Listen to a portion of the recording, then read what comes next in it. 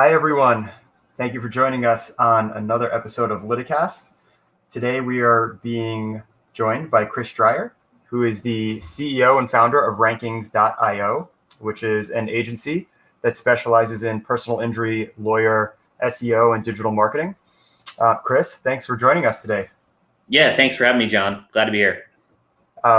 We are broadcast live right now on litify.com/Liticast. We're on YouTube Live. We're on LinkedIn Live. We're on Facebook Live. All things that you know a lot about in digital marketing space.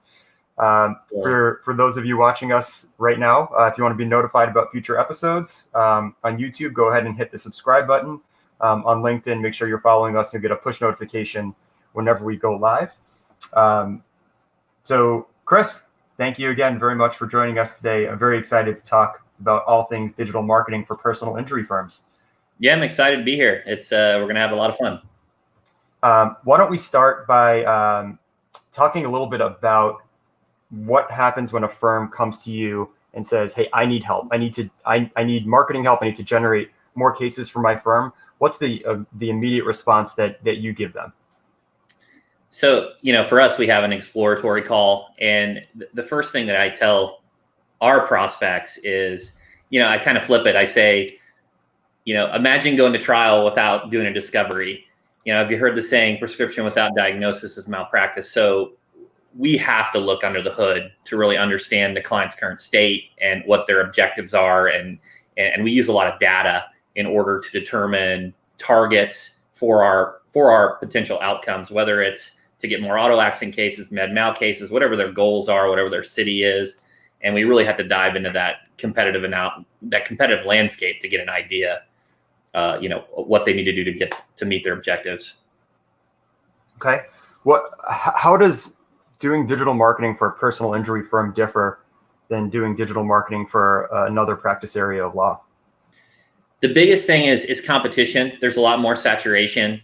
One of the main ranking signals for legal or just in general for SEO is backlinks. The not only the number of backlinks, but also the quality. Think of them as like their voting mechanism to help Google categorize the search results. Now, Google's really improved over time, but still built into the core algorithm is backlinks as a ranking signal. And typically, there's just a lot more personal injury firms. So there's a lot more competition for that first page result. So, the amount of backlinks you have to acquire, the amount of content and quality of the content that answers consumer intent just has to be better. Because, you're not going against, 2 or 3 other firms. You may be going up against 100 in your market. So for those who are joining us who don't really understand the layers here, right? Let's dive in one step deeper into what you just talked about. There's the content that you create, which will determine what you rank for. And then there are the backlinks, which are links that are on other people's sites, other company sites, mentions in blogs that are pointing to your site, to the content that you create. So I think you put it very well when you described it as votes, right? A backlink is a vote, an external validation that this is content that is valuable, right? Content, you can't just create content that lives in a vacuum because really nothing's going to happen with it, right? There's no real way for Google to know that it should rank your article about auto accidents in Chicago over someone else's article about auto accidents in Chicago. Right. So Google uses links as their main. There's many components of the algorithm, but one of its main metrics to evaluate if a page should rank over another. If you look at, say, Amazon, they can analyze shopping cart transactions and see which products are being sold. So then they can raise those to the top because that's what consumers want. Or you think about YouTube, they can analyze the engagement or the length of these videos being watched. For the Google search results, it's harder. It's more about what can they do to see and to determine if the consumer was happy with the search result. And if a bunch of sites are linking to it, that's one way to analyze it. They can also see the amount of time the consumer spends on that page. That's another way to look at, if the result is better for the consumer. Because think about this, John. If I'm a personal injury attorney in Chicago and I want car accidents, well, every personal injury attorney in that market has a car accident lawyer page. So how does Google determine if that page should rank or someone else's? If they're all 2,000 words, they're talking about, similar information, steps to take after a car accident. Well, they look at these external factors to determine who should rank. So there's a balance between the quality, the length of that content, as well as that external validation, those backlinks. I'm going to stop for a second, just let our audience know. So I see some questions already coming in. If you have questions for Chris, please post them in the comments. We're going to try to get to as many as possible here today. But let's talk about creating that content first, and then we'll talk about amplifying that content. Yeah. Right. So how do you, as auto accident attorney in Chicago, differentiate your content about auto accidents from someone else's?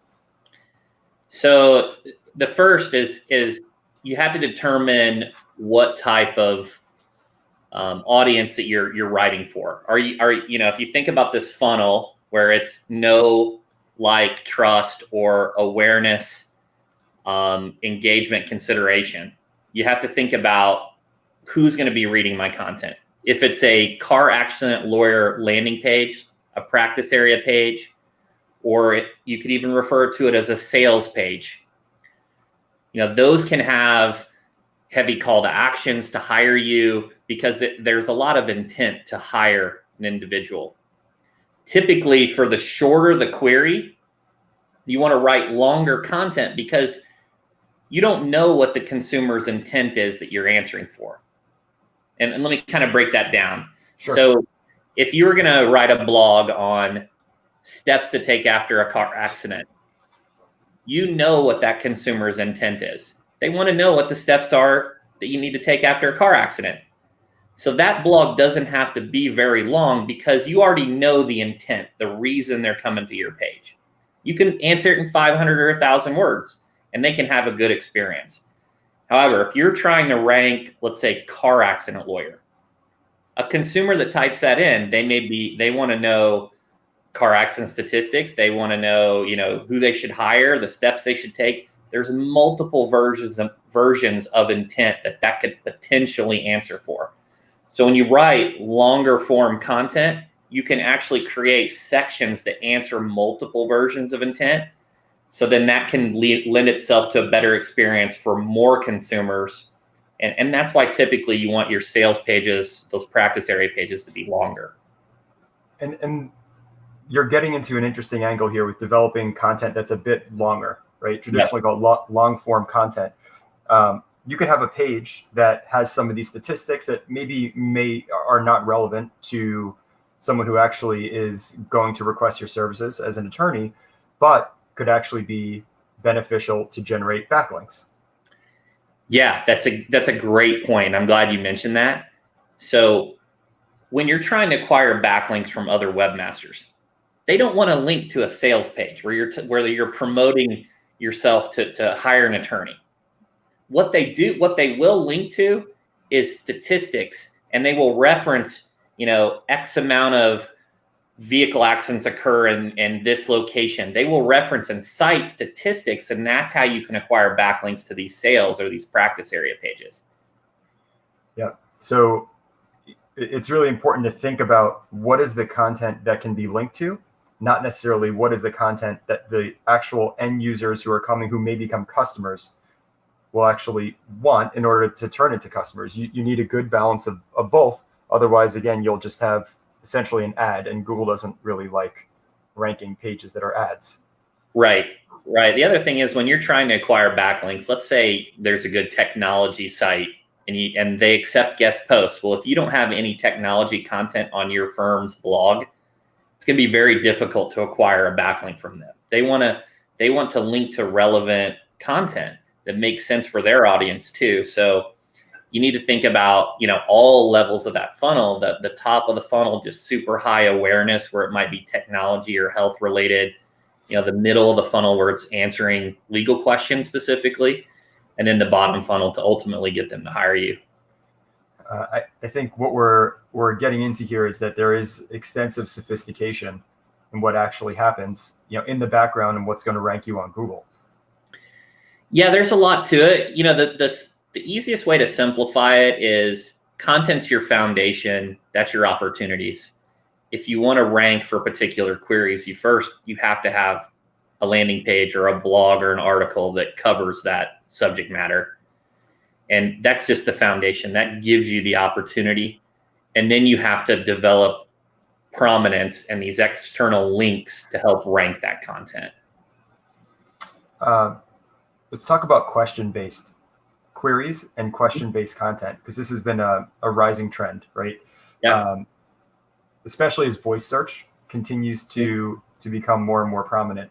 Usually people are asking a question, whereas when they're going into Google, they may just type car accident attorney, right? When the queries are now getting more sophisticated and absolutely more question-based as you turn into, as you see voice search gaining more prominence. So how can someone make sure that they are getting visibility for more of these question-based queries, whether or not they are through voice search? That's a great question, John, and I'm going to try to not be too nerdy here. But one of the ways that you can is with FAQ schema. It's a particular markup that you can add. It's a code that you can add to your site that will allow you to show these questions in the search results.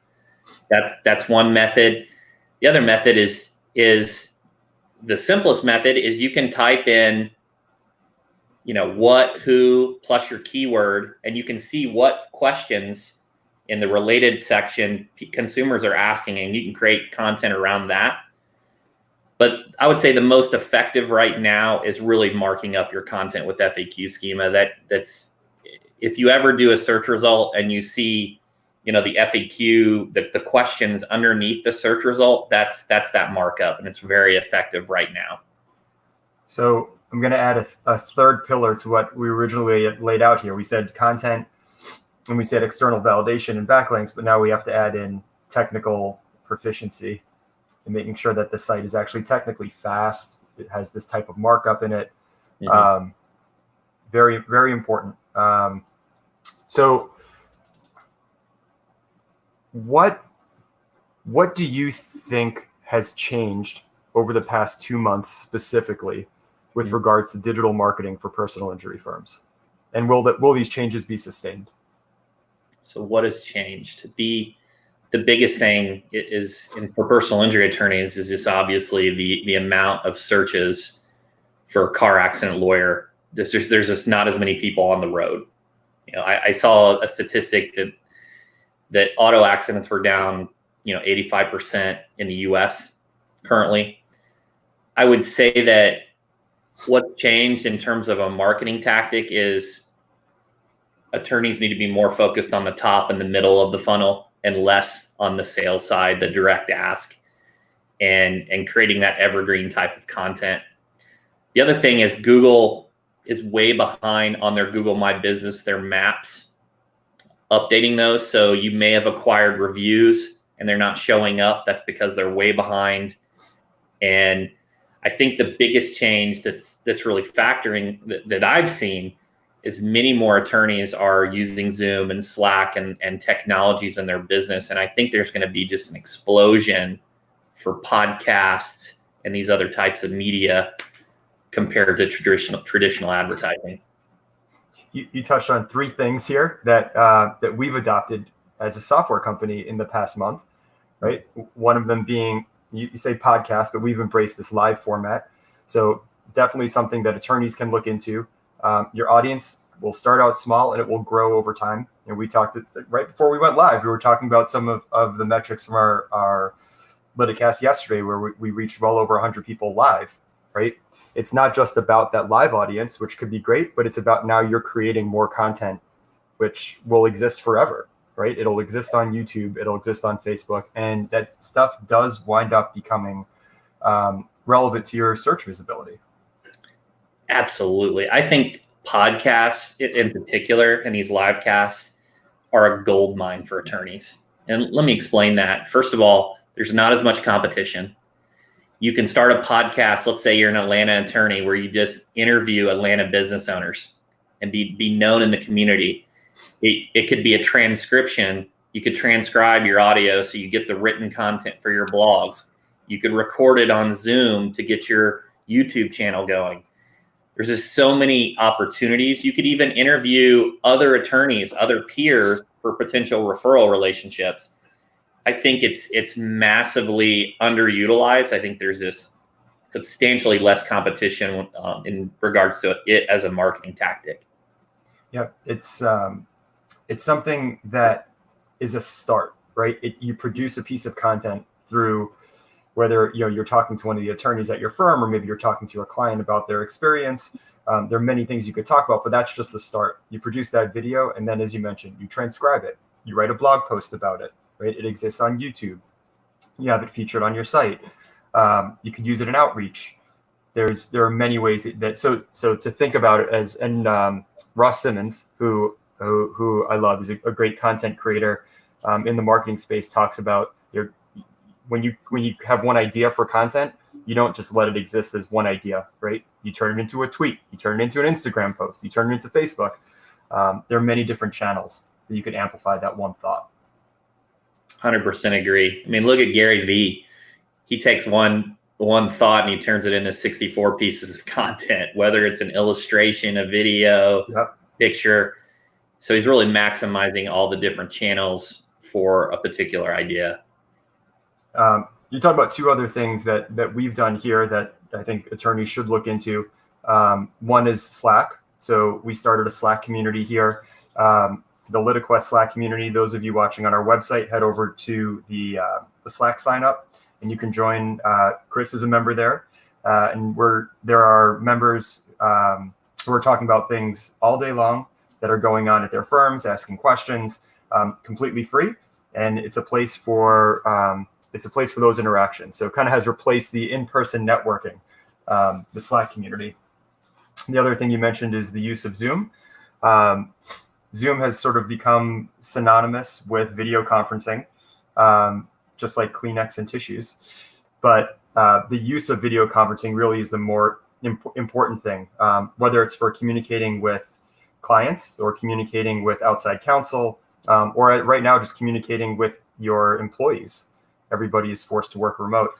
So at Litify, we actually looked at video conferencing, and over the past month, we built our own video conferencing solution right into the Litify application. So you can start a video conference, sends a text message or an email with a link, and the client or the other person you're communicating with just clicks on that link right on their phone without downloading an app, and starts a video conference conversation, and the records and transcription are stored right in our platform. So it's really important, not only in legal practice, but in digital marketing, to really stay up on what the latest technology is, what the latest trends are, right? We're talking about how things have evolved just over the past 2 months. Imagine what it's going to be like 2 months, 2 years from now, or look back 2 years from now and see what was working. Okay, so let's touch on another topic here, which I know that you mentioned briefly about reviews, right? Yeah. There's a bit of a slowdown right now in reviews getting posted, but let's talk about the importance of reviews and how to obtain them. Reviews are incredibly important. It's just another external signal that Google can look at to see if consumers are happy with their search results. And on the Google support page, where it talks about how to improve your local results, it says review count and score. We know it's a major factor. The other thing that I want to mention here is, if you go on vacation and you go, let's say you go to St. Louis and you've never been to St. Louis, and you type best restaurants near me, you're not going to see restaurants with 1 and 2 star reviews. You're going to see the 5-star reviewed restaurants. So as an attorney, if you want to rank for best attorney near me, best car accident lawyer, all those superlatives, top, best, elite, you have to have a high review count, a high rating. It's just essential.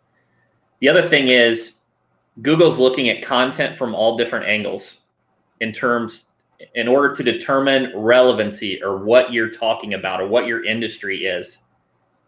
Reviews are content. When your consumers are talking about working with an attorney or handling your car accident, even if they waive their confidentiality, right, and they talk about their case, they're telling Google you're a law firm. So the more reviews you get, the more relevancy you get around a subject matter. And it's not only important, everyone kind of leans into Google first. Obviously, that's the heavy hitter, right? We all want Google reviews. But Google, when it comes to ranking websites, it doesn't just look at one factor. So it's important to get reviews on Better Business Bureau, Facebook, Yelp, Avo, all of these other sites to help you rank better in the search results, and particularly in the local maps. So how do you go about getting those reviews? So you really need to have a good process. And I know that Litify has some good systems and tools to help with your intake cadence and how you can communicate to these consumers that come in. But it starts at the very beginning of your intake process, that experience that they have.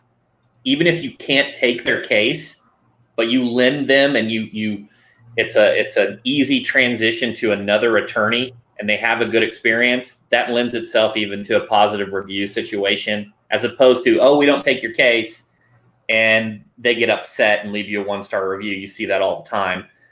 You have to be intentional about it. There's some software you can use to help with the technology side of sending in an email, text, and all those things, but it just has to be systematized. And you need to also concentrate on post case. It's resolved, turning those clients into evangelists to really promote your firm.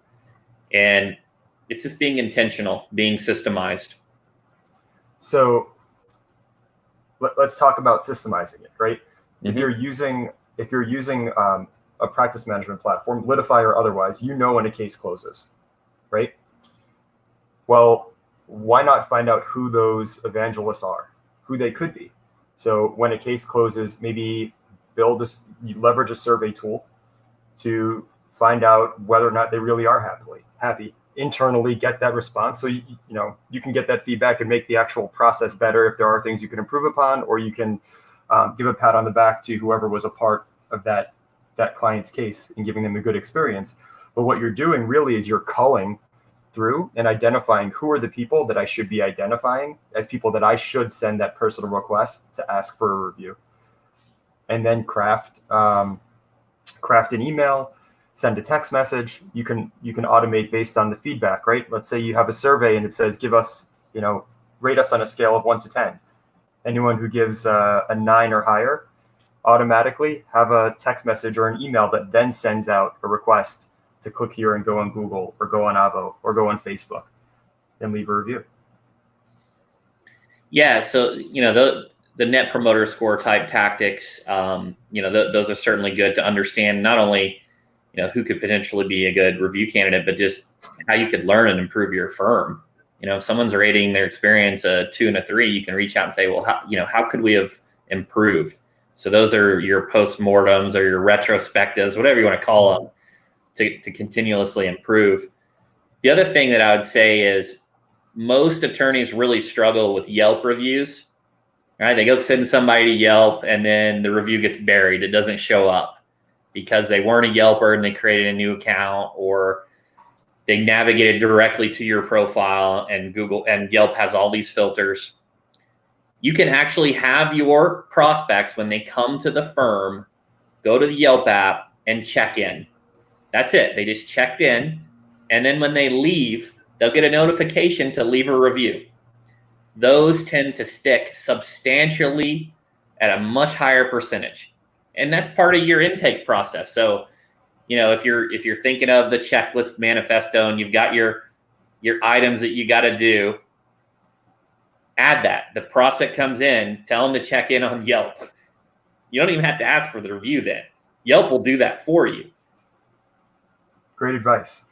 We have a question here from one of our viewers. How much will COVID close the generational divide between those embracing tech for marketing and those relying on traditional methods? And will it be permanent, or will people slip back?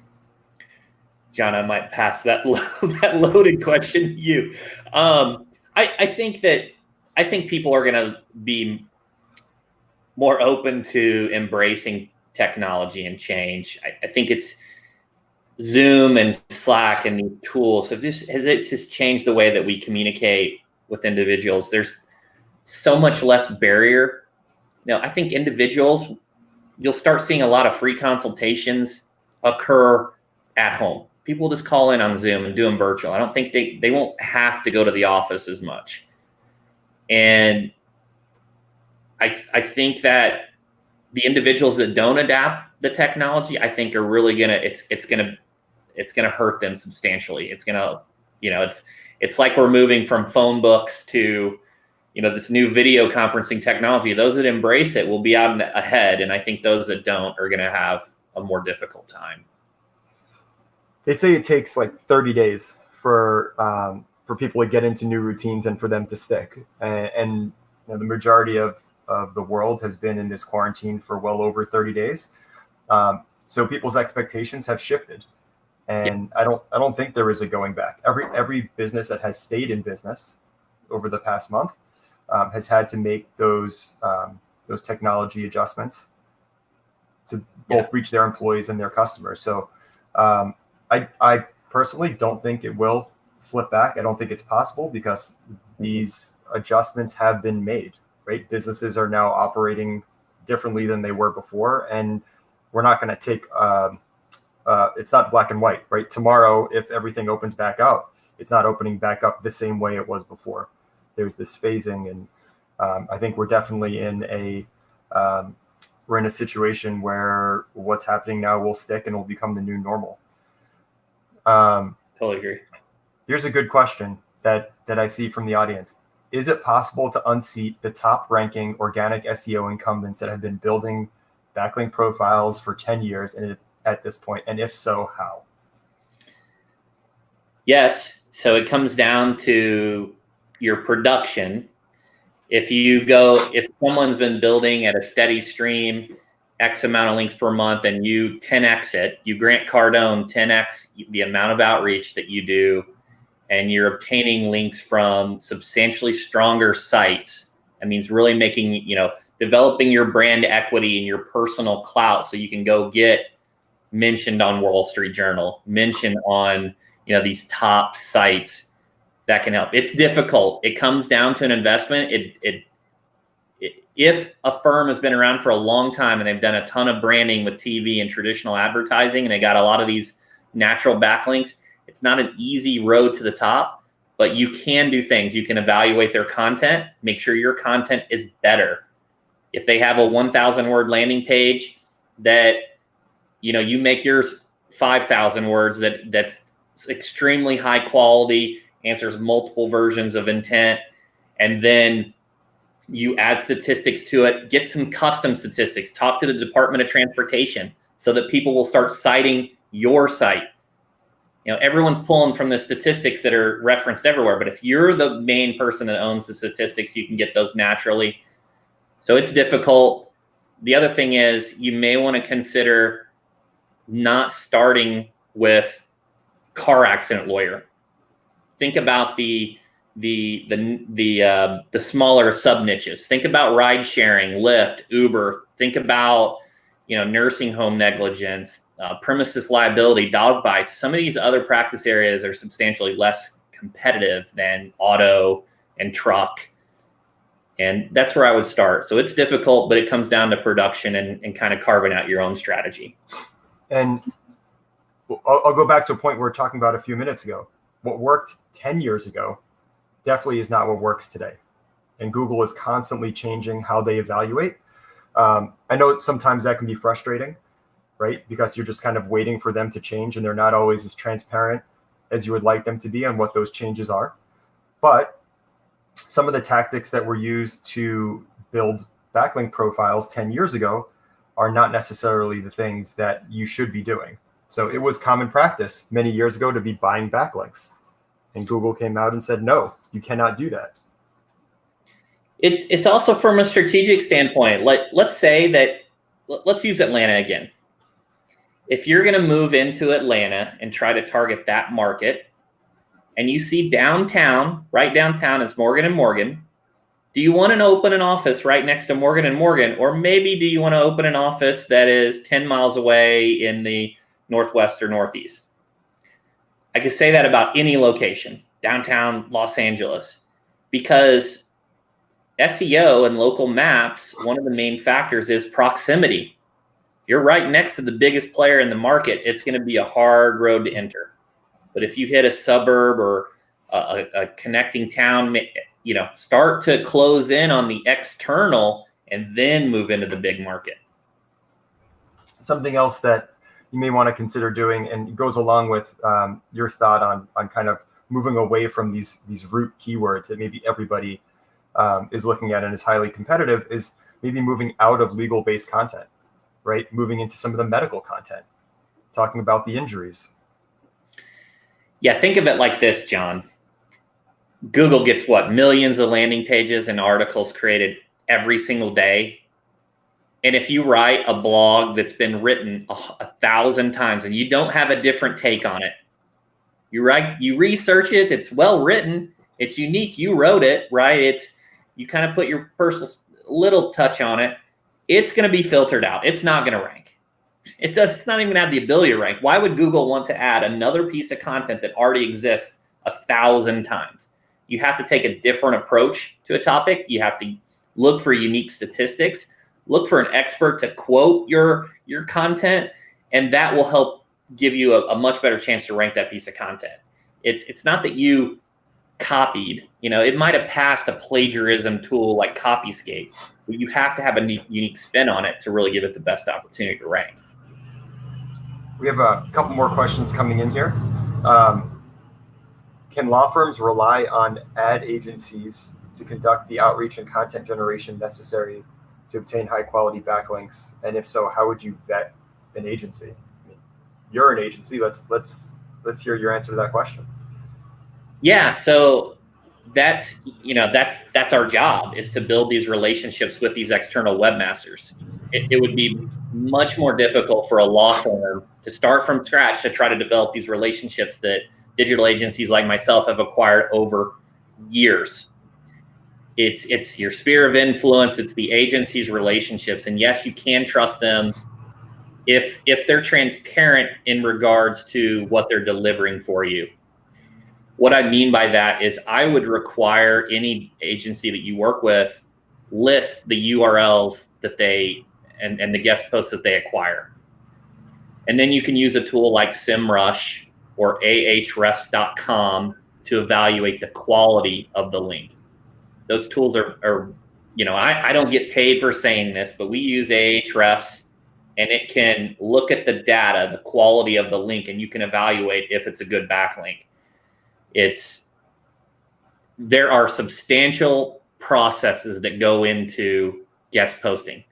First, you got to identify the site. Then you got to talk to the owner about the subject matter that they want. Then they're going to want an article. Then you have to choose the editorial topic. Then you have to make sure the topic is relevant to your content. Then you create the content. Then it has to be at a certain level of quality. Then you got to try to naturally insert that link. There's tons of processes involved in this.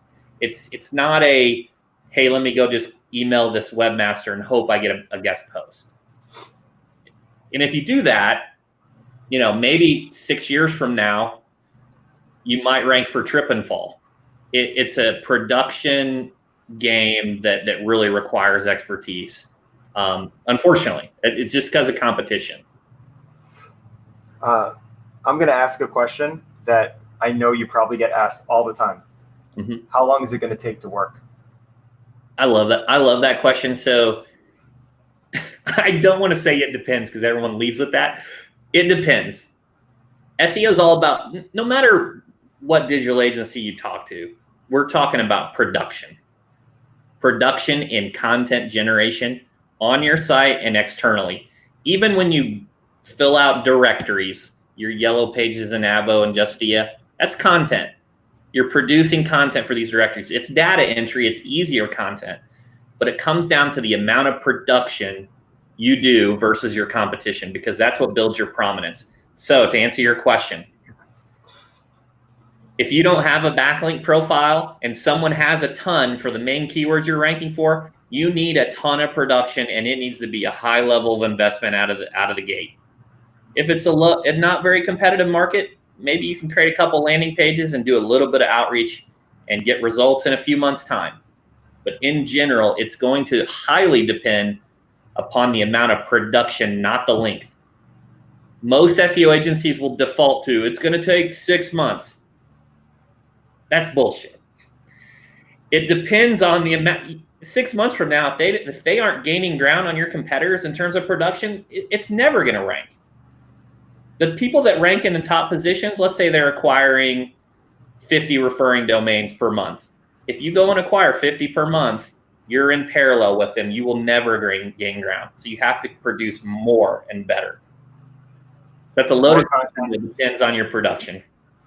More content, more links, but I'm going to go back to the technical side, which people cannot forget about. You have to build a house on a strong foundation. And if your website itself is not technically sound, or on the other hand, maybe it's more technically sound than some of your competitors, that's where you can actually gain some of that ground, right? The speed at which your site loads, especially now that everyone's moving mobile and your mobile connection is not as fast as your Wi-Fi connection. Just something like that, right? Making sure that your images are optimized, making sure that your mobile experience isn't broken, where images are overlaying text, or text is the right size. Even something like accessibility and making sure that the contrast of the text against the background is readable could make a big difference. Yeah, the technical SEO, the development side of having a site that's optimized is critical. Most individuals, they default, we're on a desktop or laptop, and that's how they're looking at the site and making optimizations. But the reality is it's a mobile first index, and we need to be looking at the mobile components for these optimizations for the consumer experience. It's dramatically different than how most digital agencies approach marketing. Most of them pull it up on their big desktop PC and they start optimizing. We need to be looking at the smaller frame, because that's where all the consumers have these handheld devices. The other thing is, you mentioned on accessibility. You could have great content, but it has to be accessible in your navigation so consumers can find it, and so that link equity can travel to those pages. Excellent. Before we end here, I'm going to give you a chance to let our audience know how they can contact you if they are interested in talking to you or anyone at your staff about helping them at their firm. Yeah, so the easiest way is just to go to rankings.io and visit the website. You guys can also shoot me a direct email at chris@rankings.io and just put in the subject line Liticast, and I'll answer any questions that come in that way as well. No, this is great. Thank you very much for joining us, Chris. For those of you watching us live, we do have a great lineup the rest of the week. We have Sam Pond from Pond Lahaki tomorrow. We have Keith Mitnick talking trial strategy on Friday. And we're filling out our calendar for the rest of the month as well with some great guests like Chris from Rankings.io. So thank you very much. Make sure, if you haven't already, please click the subscribe button. If you're watching us on YouTube, or follow us on LinkedIn and be notified about when we're going live again. Thanks again.